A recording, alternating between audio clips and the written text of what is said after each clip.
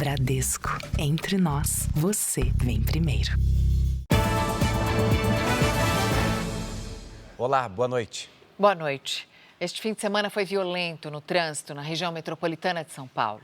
Em São Bernardo do Campo, um grave acidente terminou com a morte de 4 jovens. O carro em que eles estavam caiu de uma altura de 10 metros no Rodoanel, que liga as principais rodovias do estado.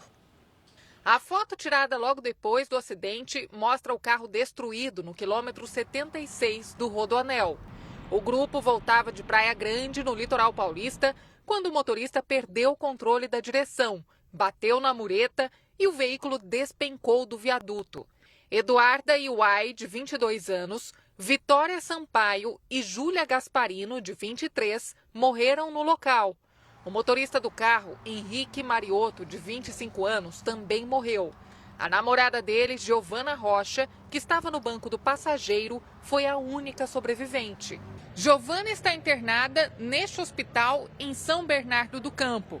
Ela teve apenas uma luxação no braço e o quadro de saúde é estável. Na zona norte da capital, uma mulher foi presa após atropelar e matar uma pedestre. Essas imagens mostram quando o carro preto aparece em alta velocidade e atinge a vítima perto da faixa de pedestres. A jovem de 24 anos morreu na hora. A motorista fugiu sem prestar socorro. Minutos depois, PMs encontraram um carro com a frente amassada e prenderam a suspeita. Ela apresentava sinais de embriaguez, mas se recusou a fazer o teste do bafômetro. Ela optou por não utilizar, porém admitiu que fez uso de bebida alcoólica e não lembra a situação em si. Em audiência de custódia, nesta segunda-feira, ela teve a prisão em flagrante convertida em preventiva. A suspeita deve responder por homicídio culposo, embriaguez ao volante e omissão de socorro. A defesa não foi localizada. Novas imagens registram chegada de tornado que devastou cidade do Paraná. Em Santa Catarina, força dos ventos arremessa a casa para o alto. No litoral de São Paulo, motorista bêbado é preso depois de carro cair em córrego e matar 3 mulheres. Maior rede de televisão do Reino Unido pede desculpas a Donald Trump por tirar de contexto o discurso do presidente durante a invasão do Capitólio. Na abertura da COP30, presidente Lula cobra a participação dos países mais ricos no combate às mudanças climáticas. E nos Estados Unidos, o Senado chega a um acordo para encerrar a paralisação do governo.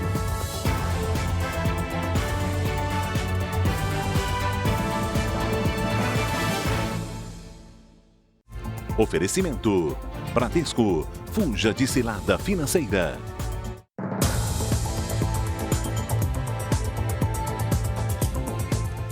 O governo do Paraná confirmou que ao menos 3 tornados atingiram o interior do estado. A cidade mais devastada foi Rio Bonito do Iguaçu. 6 pessoas morreram e quase 800 ficaram feridas. E a semana começou com um longo trabalho de reconstrução. Uma câmera na Universidade Federal da Fronteira Sul gravou a aproximação do tornado. Os ventos atingiram a velocidade de 330 km por hora. Bastaram poucos minutos para que quase todos os imóveis de Rio Bonito do Iguaçu, que tem 14 mil habitantes, fossem destruídos. Ontem, centenas de pessoas participaram dos enterros dos 6 mortos. Entre eles, o da adolescente, Júlia Quapes, de 14 anos. Uma menina tão sonhadora, sabe? Meiga, carinhosa, sabe? As pessoas que tiveram a oportunidade de conhecer ela puderam conviver com uma menina cheia de vida. As escolas foram destruídas e não há ônibus. Por isso, as aulas foram suspensas. 22 pessoas ainda estão internadas e mais de 1.000 não têm para onde voltar. Dona Terezinha se emocionou diante da casa destruída. Chorando toda hora. O foco agora é na limpeza de Rio Bonito do Iguaçu. Centenas de voluntários retiram entulhos de casas e lojas. E máquinas pesadas vindas de outras cidades e até de outros estados, como Rio Grande do Sul, recolhem tudo.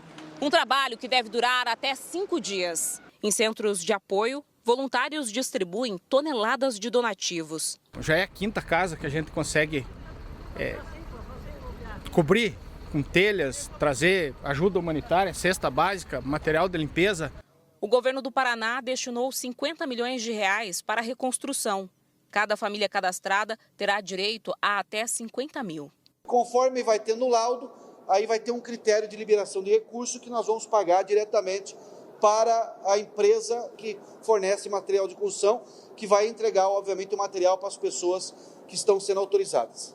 Entre a solidariedade e a disposição dos atingidos pelo tornado, Rio Bonito do Iguaçu tenta recomeçar. A senhora vai reconstruir? Vou reconstruir. Já fiz o cadastro, né, para vir verba. Não sei quando vai vir, mas certo vai vir, né? Porque aqui é o meu lugar, né? As tempestades também provocaram destruição em outros estados do sul. Na divisa entre Rio Grande do Sul e Santa Catarina, um jovem morreu durante a passagem de um ciclone.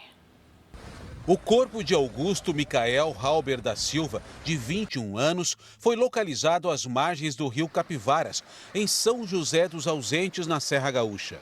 O carro dele caiu de uma ponte que liga o Rio Grande do Sul a Santa Catarina. Augusto estava a caminho de Criciúma, onde visitaria a namorada. Com a confirmação de mais essa vítima, as mortes na região sul subiram para 7. Aqui no Rio Grande do Sul, 39 municípios notificaram algum tipo de problema provocado pela passagem do ciclone extratropical. Em Bento Gonçalves, a 120 quilômetros da capital gaúcha, um deslizamento de terra bloqueou o trânsito na BR-470.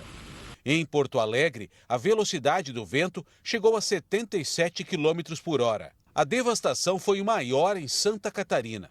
3 tornados atingiram as cidades de Xanxerê, Faxinal dos Guedes e Dionísio Cerqueira. As rajadas de vento ultrapassaram 100 km por hora. Xanxerê decretou situação de emergência. A casa da Ângela foi destelhada. Foi bem assustador. Eu estava com uma cliente e ela também ficou apavorada. Daí eu fui correndo para fechar a porta e ela já pedindo para minhas crianças para ficar debaixo da mesa. Em Dionísio Cerqueira, na fronteira do Brasil com a Argentina, uma escola foi completamente destruída. Esse vídeo mostra a intensidade do vendaval. Em 30 segundos, uma casa é arrancada do chão. A empresa do Júlio, inaugurada há um ano, também foi devastada pela tempestade. Segundo de destruição, de apavoramento. Mas graças a Deus todos os colaboradores sem nenhum dano, que é o mais que importa. No Rio de Janeiro, a Polícia Militar fez operações em 8 comunidades para controlar disputas territoriais entre facções. 4 pessoas foram presas. Cerca de 8 toneladas de barricadas instaladas por criminosos foram retiradas das ruas.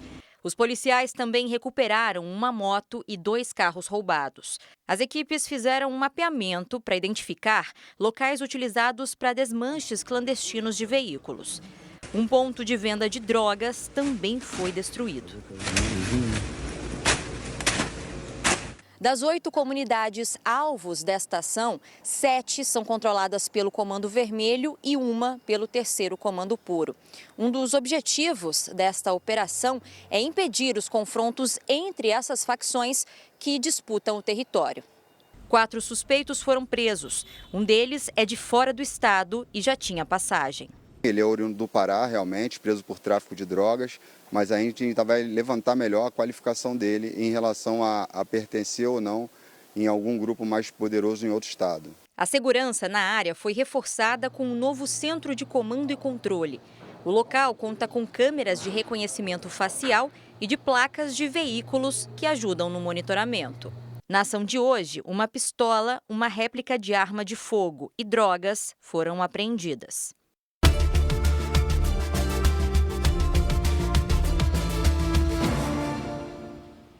A COP30 começou hoje em Belém, com a participação de 194 países mais a União Europeia.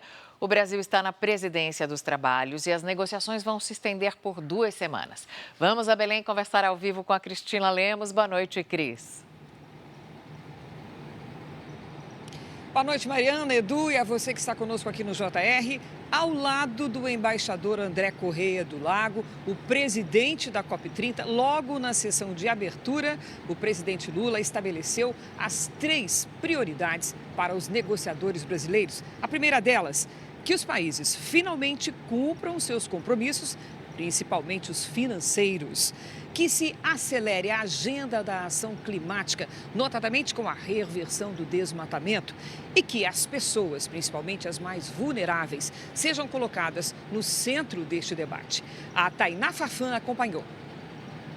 Diante de mais de 190 delegações estrangeiras, Lula afirmou que o caminho para mudar o futuro do planeta passa por admitir que o mundo enfrenta uma transformação no clima.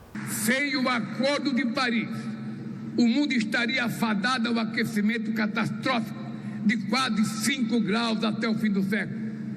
Estamos andando na direção certa, mas na velocidade errada. O presidente também falou sobre a ausência na COP30 de líderes dos países que mais poluem no mundo e criticou quem financia as guerras. Se os homens que fazem guerra estivessem aqui nesta COP, eles iriam perceber que é muito mais barato colocar 1 trilhão e 300 bilhões de dólares para a gente acabar com o problema climático do que colocar 2 trilhões e 700 bilhões de dólares para fazer guerra como fizeram no ano passado. A missão da COP30 é mobilizar o equivalente a quase 7 trilhões de reais por ano até 2035, para financiar ações de recuperação ambiental em todo o mundo.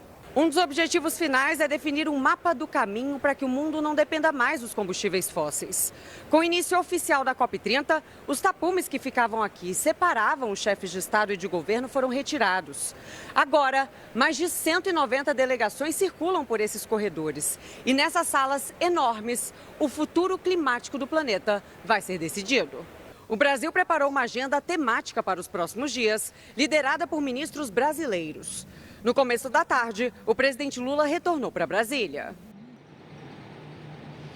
Daqui a pouco a gente volta com as últimas informações aqui da COP30, direto de Belém.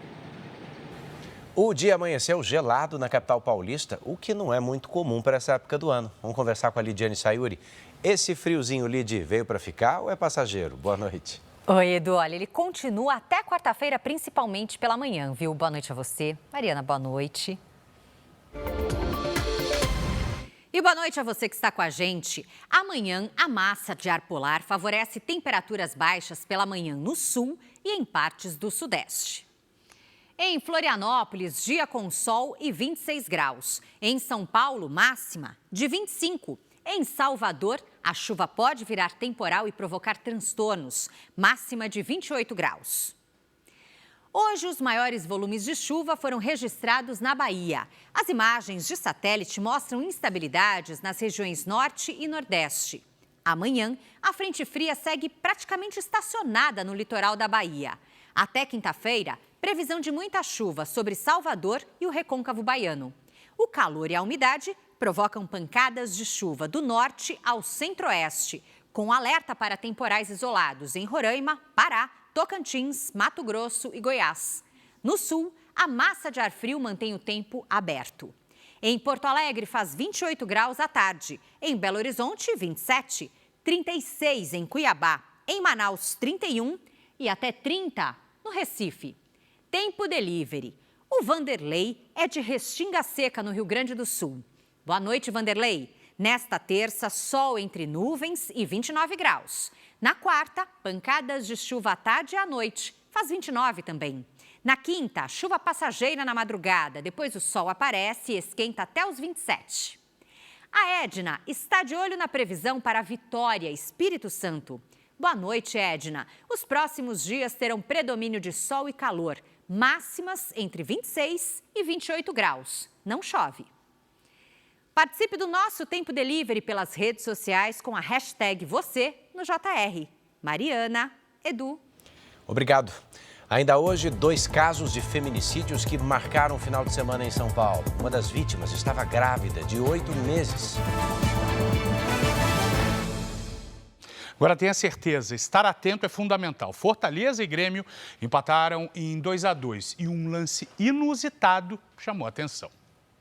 O Fortaleza vencia por 1-0 quando o goleiro Breno soltou a bola no gramado para fazer a reposição.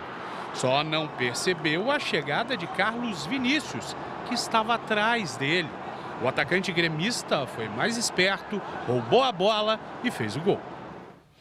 A seleção brasileira já está na Europa para os últimos amistosos do ano contra Senegal e Tunísia. Apenas os 4 atletas que disputaram as partidas de domingo pelo Brasileirão ainda não se apresentaram. O técnico Carlo Ancelotti quer ajustar o time para jogar como um reloginho. O Big Ben é o símbolo da pontualidade britânica. Desde 1859, os sinos tocam de 15 em 15 minutos. Sem atrasar um segundo sequer. Os britânicos vivem no horário correto. E não é que a seleção brasileira está seguindo essa tradição à risca? Treino marcado para as 3 da tarde e em ponto, os jogadores já estavam em campo. O time está quase completo.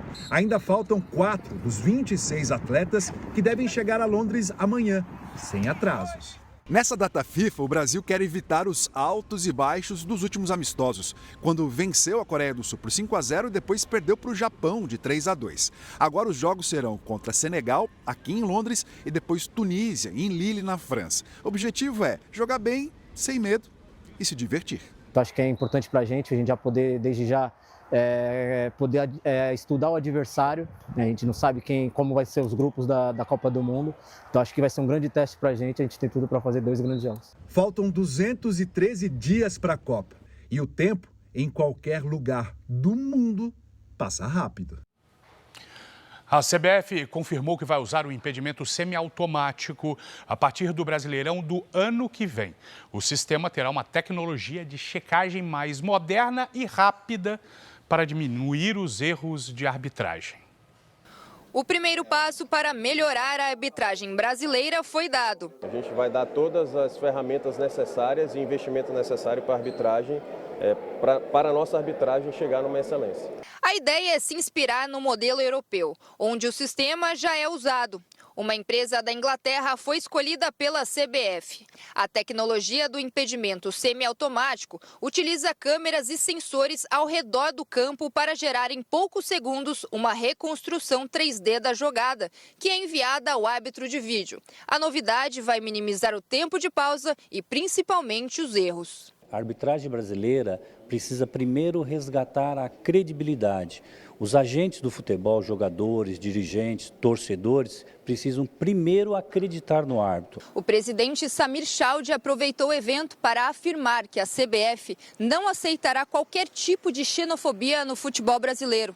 A declaração foi dada após a repercussão das falas dos ex-treinadores Oswaldo de Oliveira e Emerson Leão, que se mostraram contra a contratação do técnico estrangeiro Carlo Ancelotti para comandar a seleção brasileira. Não afetou o Ancelotti. O que eu quero deixar claro aqui é que a gente não vai permitir qualquer tipo de xenofobia, discriminação por conta de nacionalidade. A gente vê o profissional pela competência dele. Competência não está ligada à nacionalidade de ninguém. Mariana, Edu. Obrigada, Bruno. Você vai ver a seguir. Carro cai em córrego e deixa 3 mortos no litoral paulista. O motorista foi preso em flagrante.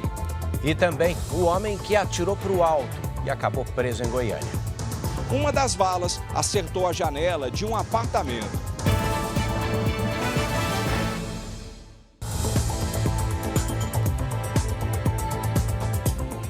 Em São Paulo, 2 mulheres foram mortas pelos companheiros no fim de semana. Uma das vítimas estava grávida de 8 meses. Em média, 4 mulheres por dia são vítimas de feminicídio no país. Denise Tiso de Oliveira tinha 27 anos e estava grávida de 8 meses. Nestas fotos, ela aparece com o companheiro, Vinícius de Farias, de 29. Segundo a polícia, ele foi o responsável pela morte dela. Em seguida, tirou a própria vida. Os corpos foram encontrados na casa onde moravam, em Campinas, no interior paulista. O bebê não sobreviveu. No mesmo dia, Patrícia Gonçalves, de 42 anos, foi assassinada na frente do filho de 5 anos em Franco da Rocha, região metropolitana de São Paulo. O suspeito é o pai do menino, Samuel dos Santos. Ele não aceitava o fim do relacionamento. Segundo a família, o homem é violento e já havia agredido a esposa e o irmão dele. pelas atitudes dele, a gente tinha mais ou menos desconfiança, né? Porque o próprio irmão dele, ele quase matou o irmão dele. Samuel segue foragido. Esses casos não são isolados. Nos últimos 5 anos, a média brasileira é de 4 feminicídios por dia. No primeiro semestre de 2025, 718 mulheres foram vítimas desse tipo de crime. No Maranhão, na abertura do Fórum de Violência Doméstica e Familiar contra a Mulher, foi lançada a campanha nacional do Judiciário pelo Fim do Feminicídio. A ministra Carmen Lúcia, do STF, falou do tema. Nós merecemos, mas nós não temos um Brasil de iguais, de humanidades plenamente respeitadas. Mesmo com um histórico de desavenças, a família de Patrícia não acreditava que isso pudesse acontecer. Agora a gente espera a justiça, né? Espera a justiça, porque a gente mesmo não tem o que fazer. Em São Vicente, litoral paulista, um carro caiu num córrego depois de bater em uma árvore. 3 pessoas morreram e o motorista foi preso em flagrante. Esse vídeo foi gravado logo depois do acidente no domingo. Uma das passageiras que conseguiu sair do carro está na margem do córrego. Pessoas tentam resgatar as outras vítimas quando chegam os bombeiros. Outras 3 mulheres que estavam no veículo não resistiram. Giovana Reis, de 26 anos, Vitória Gomes, de 22 e Bianca Feitosa, de 25. O motorista foi resgatado com ferimentos leves. Ele disse que perdeu o controle da direção ao sair da rodovia e acessar esta avenida. Os 5 ocupantes do carro, que ficou assim completamente destruído, estavam em uma casa noturna que fica dentro de uma marina. Deixaram o estabelecimento no domingo de manhã. O motorista contou à polícia que teria tomado 2 cervejas. Ele se recusou a fazer o teste do bafômetro, mas o exame clínico do Instituto Médico Legal apontou embriaguez e o homem foi preso em flagrante. A única sobrevivente, além dele, atesta no depoimento dela que ele estava em alta velocidade e embriagado também. Na audiência de custódia, Rui Barbosa Neto, de 26 anos, teve a prisão convertida em preventiva. A defesa aguarda laudos para esclarecer o acidente. Um homem de 26 anos foi preso em Goiânia depois de atirar para o alto e atingir a janela de um apartamento. Ele disse que comemorava o recebimento de uma herança. Apesar do estrago e do susto, ninguém ficou ferido. O tiro acertou a janela do 24º andar deste condomínio em um dos bairros mais caros de Goiânia. A foto mostra que a bala atravessou o vidro, atingiu o teto e caiu no chão. A moradora do apartamento chamou a polícia. Os vizinhos também se assustaram. Às vezes você quer pegar um ar, quer respirar um ar, ver uma vista bonita e você pode tomar um tiro no queixo. Imagens de câmeras de segurança mostram o carro passando na rua do prédio. O motorista teria usado o teto solar para fazer o disparo. A polícia conseguiu identificar Leonardo Retz, de 26 anos. O suspeito confessou o crime.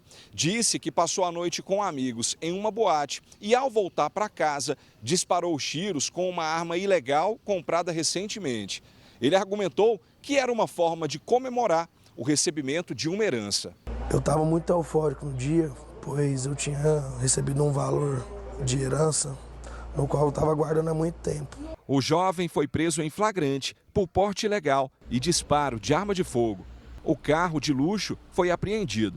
Leonardo passou por audiência de custódia e teve a prisão convertida em preventiva. Um incêndio atingiu um galpão que armazenava madeira e produtos químicos na zona norte de São Paulo. A fumaça densa podia ser vista de longe. As chamas foram controladas horas depois e ninguém ficou ferido. O STF manteve a suspensão de uma lei estadual que regulamentava o serviço de mototáxi por aplicativo em São Paulo. A maioria dos ministros considerou que apenas o Congresso pode legislar sobre transporte e trânsito. 8 oliveiras centenárias contrabandeadas da Argentina foram apreendidas pela Polícia Rodoviária Federal em São José do Rio Preto. Cada uma dessas árvores pode valer até R$150 mil. O motorista foi detido e a carga encaminhada à Polícia Ambiental. 4 cães foram baleados neste final de semana no Rio de Janeiro. 2 deles morreram. Em 2 meses, 11 animais foram atingidos assim, por armas de fogo. Hércules se recupera neste hospital veterinário na zona norte do Rio. O pitbull foi atingido por um tiro na pata depois de fugir de casa. Por mais que tudo bem, que é um pitbull, tá solto na rua, mas eu acho que não tinha o que fazer isso com ele, não. No sábado, outro pitbull foi baleado e ferido à faca no complexo do Alemão. O animal teria fugido e atacado outro cachorro.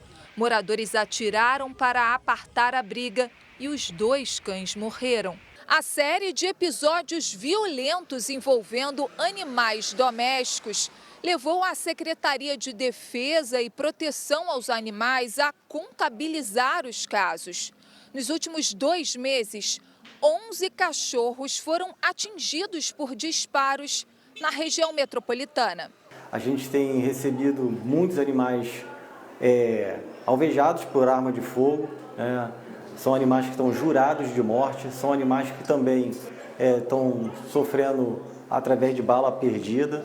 No sábado de manhã, a cachorrinha Aurora foi atingida por uma bala perdida no quintal de casa, foi socorrida e levada para o hospital veterinário e já recebeu alta. Mais de 3.500.000 estudantes participaram do primeiro dia de provas do Enem 2025. A próxima etapa vai ser domingo. A semana vai ser de foco na matemática para o Bruno. Ele quer cursar medicina e já tem a estratégia para o segundo dia de provas do Exame Nacional do Ensino Médio. Vou fazer prova de matemática todos os dias e provas antigas de natureza, para ir revisando os conteúdos, essas coisas.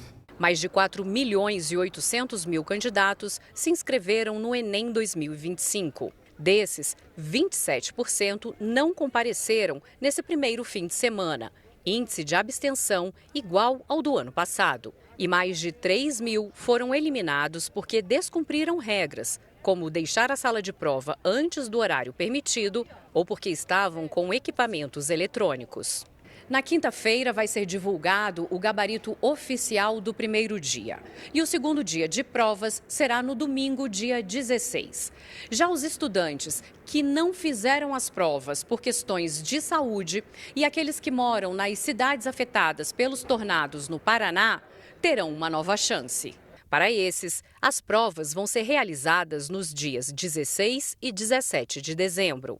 Mas é preciso fazer o pedido na página do participante do Enem na internet, entre os dias 17 e 21 de novembro. Já no Pará, os candidatos que moram em Belém, Ananindeua e Marituba vão fazer as provas nos dias 30 de novembro e 7 de dezembro, por conta da COP30. O resultado final do Enem só vai ser divulgado em janeiro. O ex-presidente da França, Nicolas Sarkozy, deixou a prisão hoje, depois de passar 20 dias detido em Paris. Um tribunal aceitou o pedido da defesa e Sarkozy vai aguardar em liberdade o julgamento do recurso contra a condenação por financiar campanha com dinheiro do governo da Líbia, de Muammar Gaddafi. O ex-chefe de Estado, que governou a França entre 2007 e 2012, foi condenado a 5 anos de prisão. Rajadas de vento de até 230 km por hora atingiram as Filipinas durante a passagem de um super tufão. O fenômeno causou enchentes, ondas gigantes e deslizamentos. 4 pessoas morreram. Um confronto entre facções rivais em uma prisão do Equador deixou 31 mortos. A rebelião começou depois da decisão do governo de transferir alguns presos para uma nova penitenciária de segurança máxima. A seguir, no primeiro dia da COP30, autoridades debatem medidas para frear o aquecimento global. E também nos Estados Unidos, a maior paralisação da história do governo está perto do fim. Senadores republicanos chegam a acordo com democratas e Donald Trump comemora.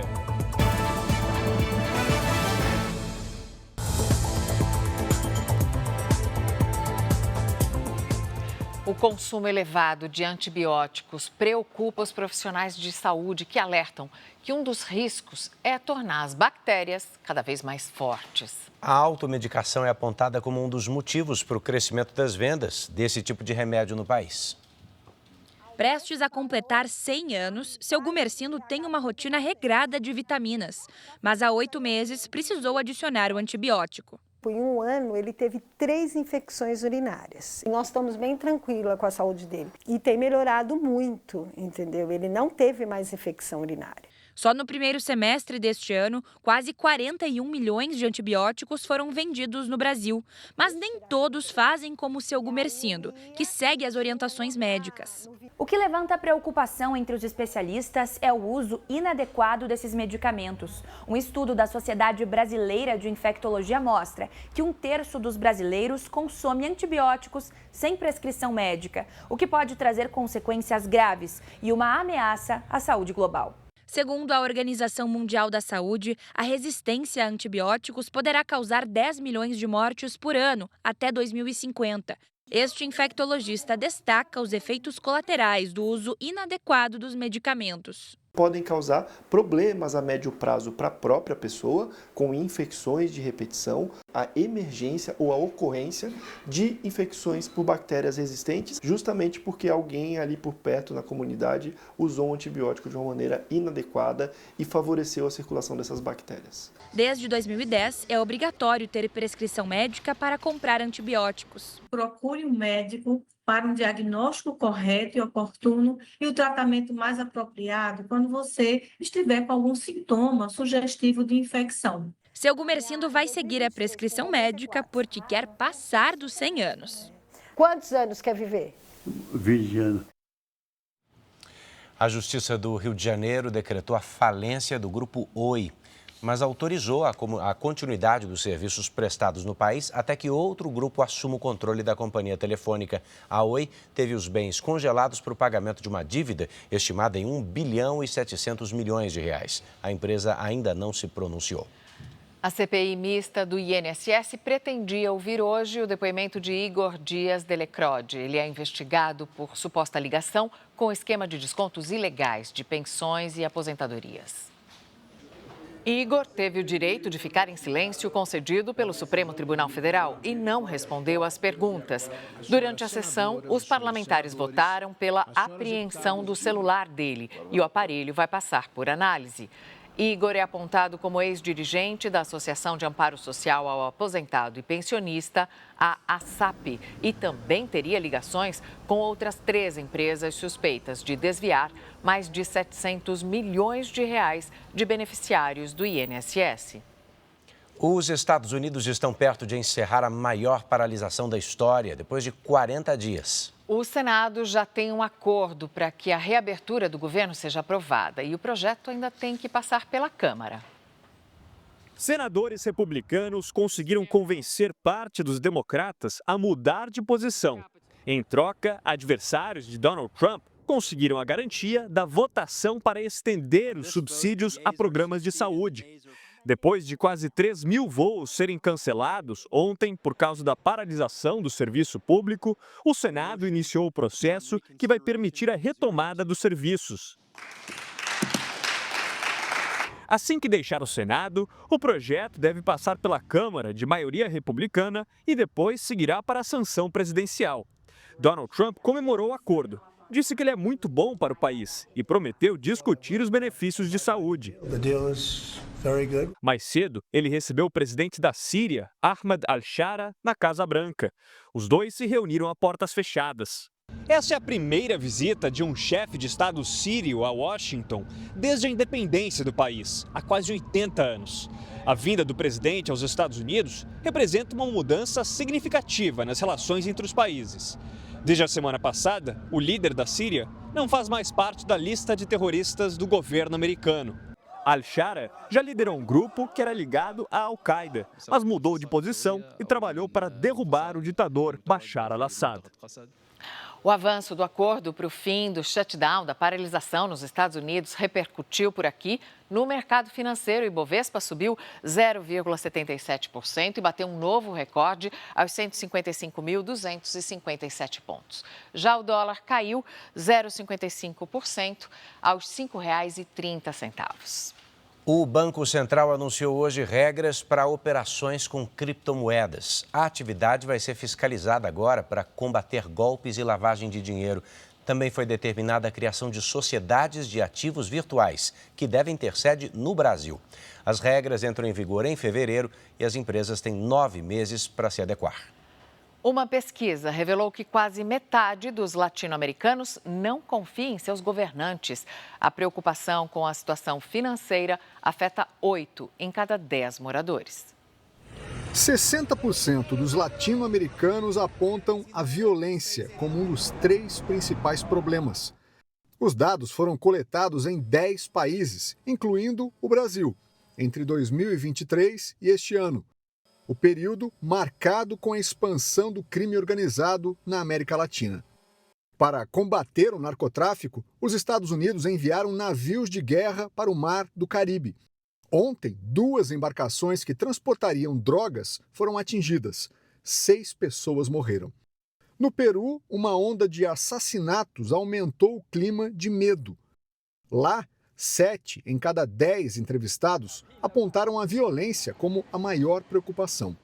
A pesquisa foi feita pela OCDE, a Organização para a Cooperação e Desenvolvimento Econômico, e pela primeira vez avaliou a confiança nas instituições públicas da América Latina. As Forças Armadas tiveram o melhor posicionamento, com a confiança de 55% dos entrevistados. Quase metade disse confiar pouco ou quase nada nos governantes. No Brasil, 48% dos entrevistados confiam no sistema eleitoral e mais de 31% nos parlamentares. O estudo mostrou ainda que a situação financeira preocupa 82% dos latino-americanos. O diretor-geral da rede britânica BBC e a chefe de jornalismo pediram demissão depois de denúncias de manipulação do discurso do presidente americano. Donald Trump ameaçou processar a emissora. A denúncia foi feita por um ex-funcionário que acusou a BBC de editar 2 trechos diferentes de um discurso de Trump. O programa foi exibido em 2024 e sugeriu que Trump havia incitado os ataques ao Capitólio em 2021. No dia 6 de janeiro daquele ano, o Congresso americano foi invadido durante a sessão que confirmaria a vitória de Joe Biden. 5 pessoas morreram. Donald Trump foi absolvido no processo de impeachment relacionado à invasão. Eles foram pegos manipulando meu ótimo discurso. Que coisa terrível para a democracia, escreveu Trump. O presidente do conselho da BBC, Samir Shah, pediu desculpas e reconheceu que o discurso foi editado. Ele alegou que houve um erro de julgamento. O caso repercutiu aqui na sede do governo britânico. O porta-voz do primeiro-ministro negou que a BBC seja corrupta ou tenha viés político, mas destacou que a emissora precisa ser mais transparente e corrigir rapidamente os erros para manter a confiança do público. A BBC recebeu uma carta do presidente americano ameaçando processar a rede. O documento exige um pedido de desculpas e compensação financeira. O escândalo levou à renúncia do diretor-geral da BBC, Tim Dave, e da chefe de jornalismo, Deborah Turness.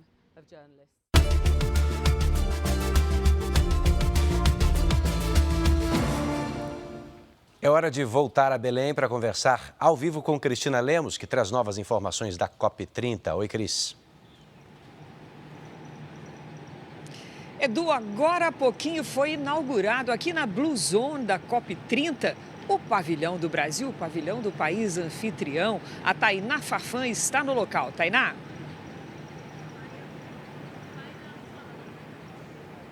Oi, Cris, uma excelente noite para você e para quem acompanha a gente aqui no Jornal da Record. O Pavilhão Brasil fica logo na entrada da Zona Azul e ao lado dos pavilhões dedicados aos outros países. Esse espaço foi lançado agora à noite pelo governo federal e o objetivo é ser um local de encontros, exposições e debates por representantes da sociedade civil, governos, empresas, universidades e movimentos sociais. Esse será um dos lugares desse imenso complexo, onde serão discutidos os caminhos para enfrentar as mudanças do clima, especialmente as ações para implementar as metas do Brasil, chamadas de NDCs. Entre elas, está reduzir as emissões de gases de efeito estufa em 67% até 2035, além de um plano de transição ecológica com a participação dos 3 poderes. Participaram da inauguração as ministras do Meio Ambiente, Marina Silva, dos povos indígenas, Sônia Guajajara, e o presidente da COP30, André Corrêa do Lago. Muito do que for dito aqui nos próximos dias será levado para salas fechadas de negociações que vão se estender até o dia 21 de novembro. Cris? Obrigada, Tainá. Como se sabe, o presidente americano Donald Trump não compareceu à COP30. Por meio de uma rede social, ele criticou a construção de uma estrada aqui no Pará. Eles devastaram a floresta amazônica para construir uma rodovia de 4 faixas para ambientalistas. Um grande escândalo, escreveu Trump. O presidente americano fez referência à construção da Avenida Liberdade, que facilita o acesso de Belém às cidades da região metropolitana. O governador do Pará, Helder Barbalho, respondeu à declaração. O presidente norte-americano deveria apontar caminhos contra as mudanças climáticas. Poderia celebrar a redução histórica no desmatamento da Amazônia, com destaque para o estado do Pará, que obteve o seu melhor resultado, declarou. Na largada para as negociações da COP30, logo no primeiro dia, as principais autoridades mundiais voltadas para o tema destacam muito, reforçam a importância de serem adotadas medidas imediatas para frear o aquecimento global. Fábio Menegatti traz as informações. O primeiro dia da COP30 começou com uma passagem de bastão. O presidente da edição anterior, realizada no Azerbaijão, transferiu o cargo para o diplomata André Corrêa do Lago e ressaltou a importância do multilateralismo. Em seguida, o presidente da COP reforçou a urgência de medidas para limitar o aquecimento global. A questão da urgência é o elemento adicional e que nós somos lembrados com grande tristeza, como, por exemplo, esta semana no Brasil, no Paraná, ou nas Filipinas, ou há poucas semanas atrás na Jamaica. Nós temos uma responsabilidade imensa. O secretário executivo da Convenção da ONU sobre Mudanças Climáticas defendeu investimentos na transição energética. Chegar a um entendimento sobre o que deve ser feito é um caminho que está aberto, segundo a diretora executiva da COP30. A gente já começou de uma maneira muito suave, com um acordo de agenda, mas tem 2 semanas pela frente, muito trabalho e muita negociação. A partir desta semana, negociadores de todas as partes do mundo abrem as discussões sobre temas relacionados ao clima. A partir daí surgem acordos e compromissos para os próximos anos.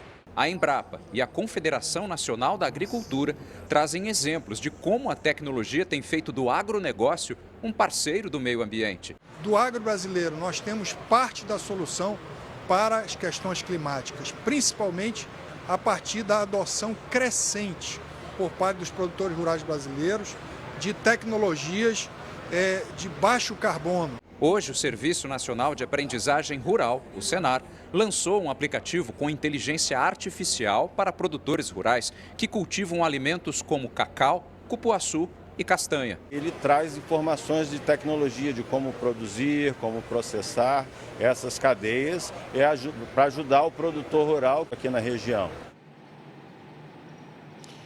Uma última informação, o chanceler brasileiro Mauro Vieira deixou aqui as reuniões da COP30 e decolou para o Canadá para participar da reunião dos chanceleres do G7, o grupo das 7 nações mais ricas do planeta, a convite dos canadenses. Também participa desse encontro o secretário de Estado americano Marco Rubio. Eu apurei, junto à diplomacia brasileira, que as 2 equipes, do Brasil e dos Estados Unidos, trabalham para uma conciliação de agendas, para que Mauro Vieira e Marco Rubio voltem a tratar da questão da taxação de produtos brasileiros pelo governo americano. Edu, Mariana. Obrigado, Cris. Bom trabalho por aí. Até amanhã. O Jornal da Record volta à 00:30. Nas reportagens de hoje você confere no Record Plus e em todas as nossas plataformas digitais. A programação da Record está ao vivo e de graça no Record Plus. Fique agora com a novela Mãe. E logo depois de Reis tem Prova de Fogo em A Fazenda. Não perca. Uma boa noite. Boa noite para você. e até amanhã.